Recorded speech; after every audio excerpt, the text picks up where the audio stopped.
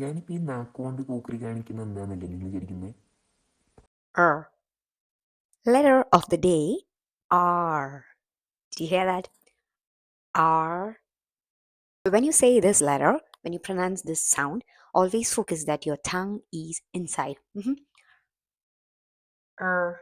മലയാളികൾക്ക് ഈസി ആയിട്ട് പഠിക്കാൻ പറ്റിയ ടെക്നിക്ക് ഉണ്ട്. നമ്മൾ മലയാളത്തിൽ മഴ എന്ന് പറയില്ലേ, ആ ഴ എന്നുള്ള സൗണ്ടിനെ ഒന്ന് മോഡിഫൈ ചെയ്ത് കഴിഞ്ഞാൽ നമുക്ക് ഈ ലെറ്റർ ഈസി ആയിട്ട് പറയാൻ പറ്റും.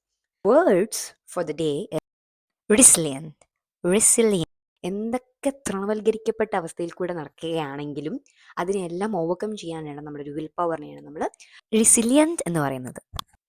Second word is ruminate. Ruminate.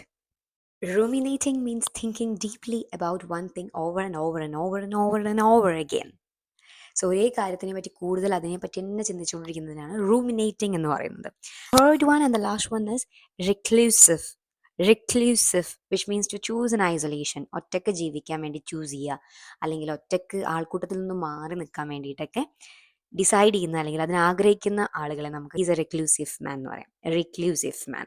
Reclusiveness. See you next time with a wonderful video. Bye.